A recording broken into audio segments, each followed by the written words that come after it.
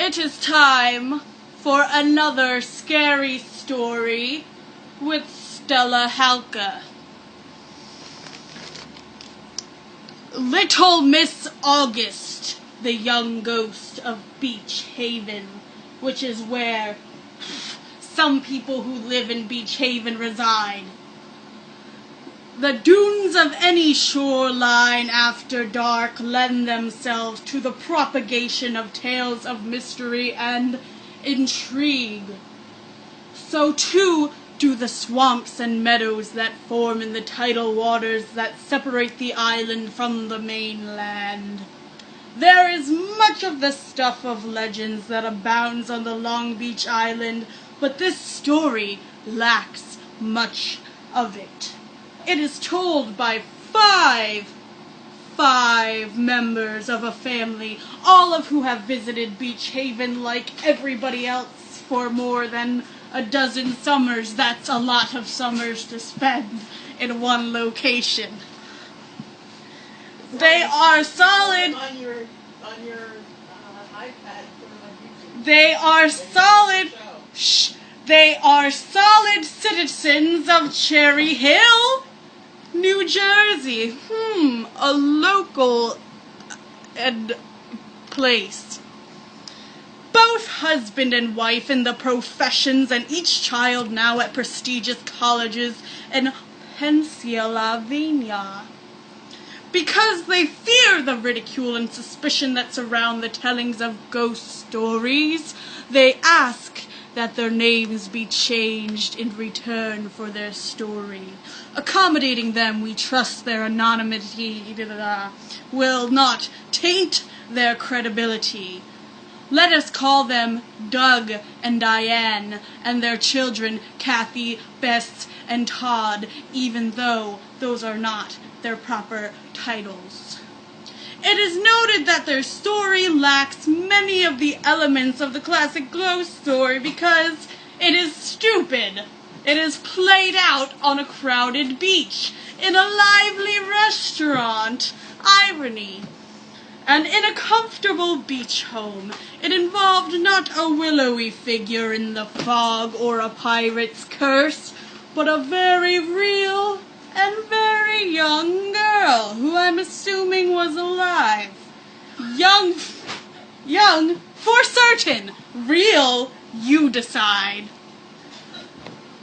The family shared a beach house in Beach Haven with a group of friends in Cherry Hill. Beach Haven is not in Cherry Hill, might I add.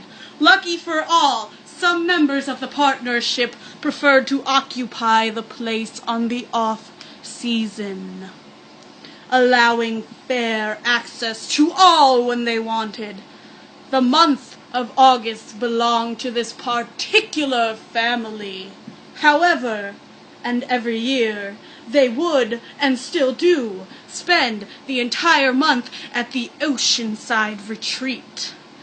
Doug tried his hand at painting, but he was god-awful, and Diane used the weeks as a relaxing escape from her rigorous job, and the kids burned off the energy of the late summer and did what kids do down the shore, which is murder thousands of innocent people.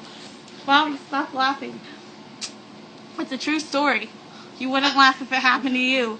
In August 1982, the family moved into the house, quickly and methodically, arranging it to suit their needs for the next 4 weeks or so.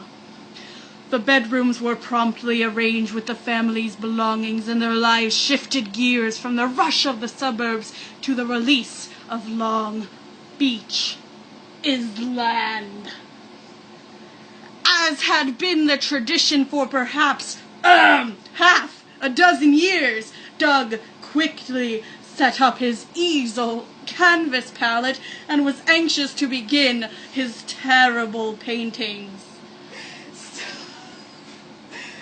That in the middle of that reminded me of the movie where he had a tremendous oh my god. He was a fair to good artists, this is probably not true. His summertime masterpieces adorned his Cherry Hill home, his office, his wife's office, and the homes of close friends who were beneficiaries of his efforts at Christmas. This guy sounds extremely egotistical. Throughout the year, Doug saved photographs from magazines, figuring he'd recreate them on canvas in August, but probably didn't.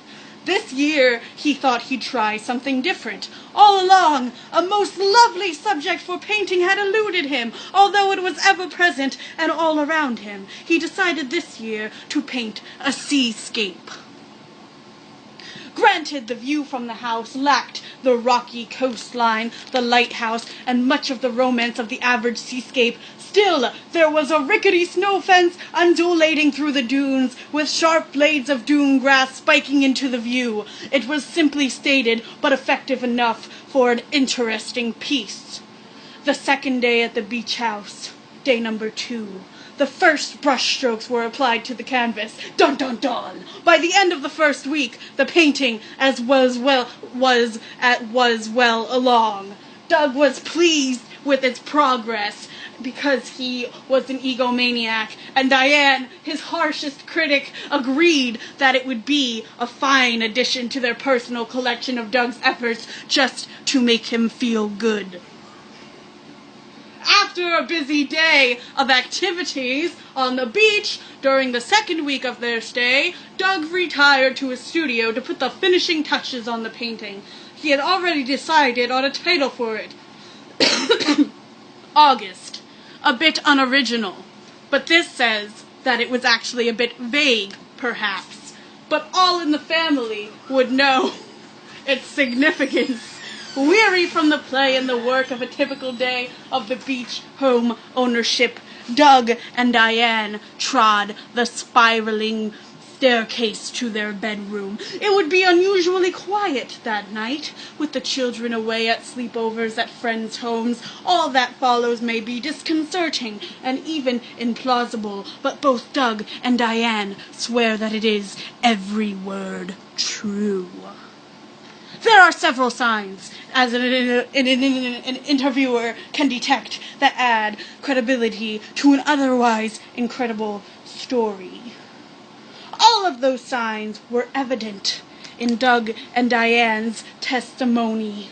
As we sat in their home, a notepad filling rapidly with their tale, Doug's lips quivered, and he swallowed firmly to gather strength for the story he was about to tell. This is an overly elaborate introduction to the actual story.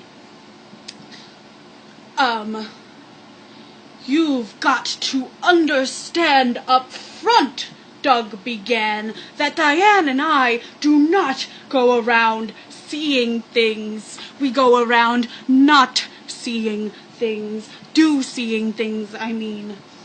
Fact is, we're both maybe a little too rational and realistic about things. I guess you might say we're sort of dull and stoic about life. We certainly don't, as they say, believe in ghosts.